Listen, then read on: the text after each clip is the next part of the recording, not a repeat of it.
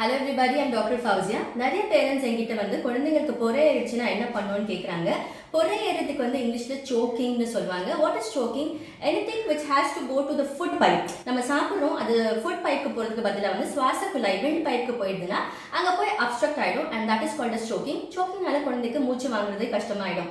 இப்போ ஒரு குழந்தைக்கு சோக் ஆனவுடனே நம்ம என்ன பண்ணுறோம்னா ஓடி போயிட்டு அவங்க தலையை இப்படி தட்டுறாங்க. இப்படி தட்டுறதுனால ஒன்றுமே ஆக போகிறதில்ல. It's of no use because the obstruction is at this level. And second வந்து மோஸ்ட் காமன்லி குழந்தைங்க வந்து காஃப் பண்ண ஆரம்பிப்பாங்க. Remember parents, cough is a protective reflex. காஃப்னால வந்து whatever foreign body goes to the windpipe, ஏதாவது உள்ள போறது வந்து வெளியில வந்துடும் மூக்கு வழியா. ஸோ காஃப் பண்ற குழந்தைய வந்து ஸ்டாப் பண்ணாதீங்க, போய் தண்ணி கொடுக்காதீங்க, அந்த காஃபை ஸ்டாப் பண்ணாதீங்க. when should you intervene? when a child has choked, குழந்தையால பேசவும் முடியல, குழந்தையால காஃப் பண்ணவும் முடியல, that means the obstruction is very severe, the block is very severe. அப்போதான் வந்து நீங்க இன்டர்வீன் பண்ணும். what you have to do is you have to do a Heimlich maneuver. குழந்தைக்கு பின்னாடி நீங்க நில்லுங்க. யூசுவலி ஹைட் கம்மியா இருக்கிற குழந்தைக்கு பின்னாடினா நீங்க நீல் டவுன் பண்ணணும். இப்போ நீங்க இது பார்த்தீங்கன்னா இதுதான் வந்து நிப்பிள் லெவல். இந்த மாதிரி தான் எல்லா குழந்தைங்களுக்கும் நமக்கு இருக்கும். இந்த பேக்ல வந்து ஸ்டர்னம், ஜிஃபி ஸ்டர்னம் முடிஞ்சிடும்.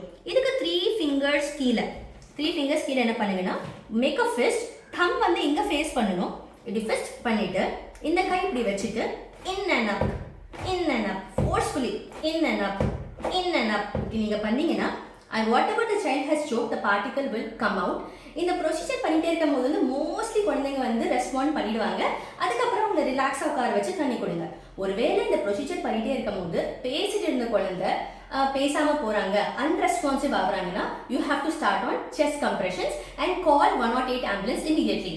இப்போ 1 year குள்ள இருக்கிற குழந்தைங்க அவங்களால நிக்க வைக்க முடியாது இல்லையா? அந்த மாதிரி குழந்தைங்களுக்கு நீங்க என்ன பண்ணணும்னா, imagine this is an infant. அவங்க வந்து சின்ல பிடிக்கணும், நெக்ல பிடிச்சு அமுக்காதீங்க, சின் லெவல்ல பிடிச்சிட்டு இந்த ஹீல் ஆஃப் த ஹேண்ட்ல வந்து நீங்க பேக்ல வந்து ஃபோர்ஸ்ஃபுல்லா இந்த மாதிரி தட்டுங்க.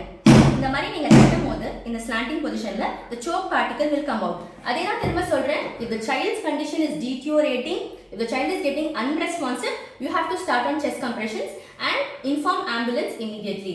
So இந்த first aid உங்களுக்கு எல்லாருக்கும் யூஸ்ஃபுல்லா இருக்கும்னு நான் நினைக்கிறேன். Take care and thank you.